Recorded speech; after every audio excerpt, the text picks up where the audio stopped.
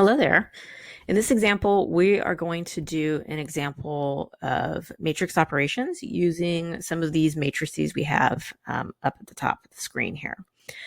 So I've got 6 matrices, but I'm only going to be using 3 of them for this particular operation. We're being asked to find A times B plus D squared. Okay, so I'm going to break this up into a few parts. First, we'll do some matrix multiplication and multiply A times B.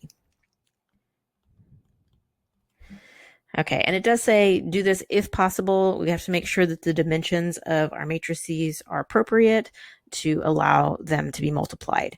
Namely, the number of columns I have in the first matrix needs to match the number of rows in the second matrix for this to work. So A times B, I'm taking the 2 by 3 matrix where the first row is 1, 2, 3, and the second row is 2, 1, 4. And I need to multiply that by the 3 by 2 matrix, where the first row is 1, 0, second row is 2, 1, and the third row is 3, 2. Okay, so there's 3 columns in the first matrix and 3 rows in the second matrix, so I am going to be able to multiply these.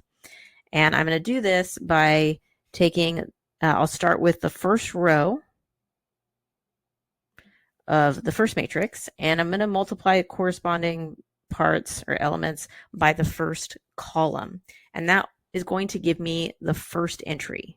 So I'll take the first item in the first row times the first item in the first column of the second matrix, multiply those.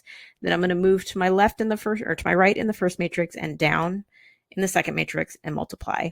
And then keep doing that. Go to the right in the first one, down until I run out of numbers. Okay. So 1 times 1 plus 2 times 2 plus 3 times 3 is what I get here.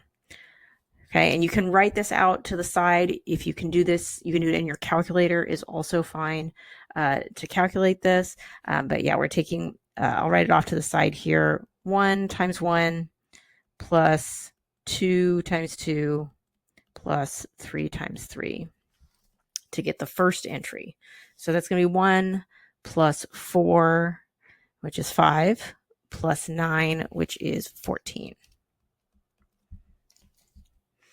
Okay.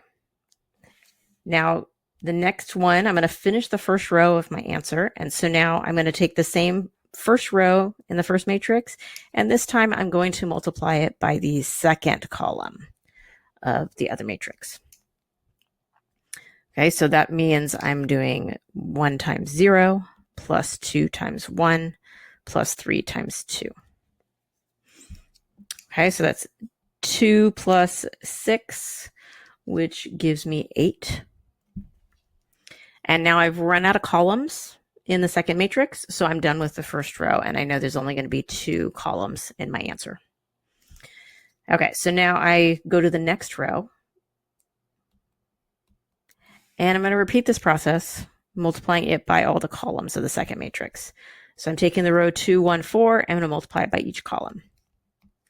So 2 times 1 plus 1 times 2 plus 4 times 3 gives me that first.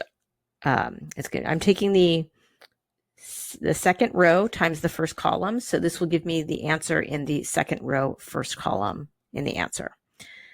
Okay, so that's 2 plus 2 is 4 plus 12 gives me 16.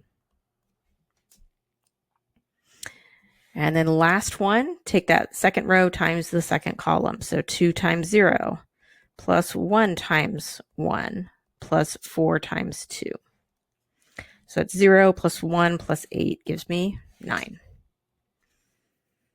Okay, so I've multiplied A times B.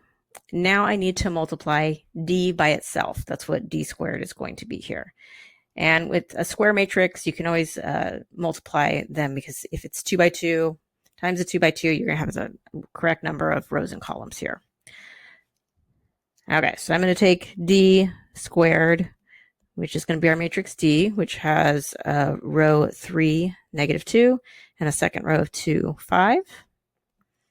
and then I'll multiply it by itself. And I do find it really helpful to write out the matrix, even though it's the same one twice, so that I can look at the rows and columns. I usually drag my finger across my matrices as I multiply each corresponding value to help me keep track of what I'm doing. Okay. So for my first entry, first row, first column, I take the first row of the first matrix times the first column of the first matrix, the second matrix. So that's going to be 3 times 3 plus negative 2 times 2. So that's 9 minus 4 gives me 5. Okay, and now I go first row times the second column to finish off the row of my answer. So that's going to be 3 times negative 2 plus negative 2 times 5. So that's negative 6 minus 10 gives me a negative 16.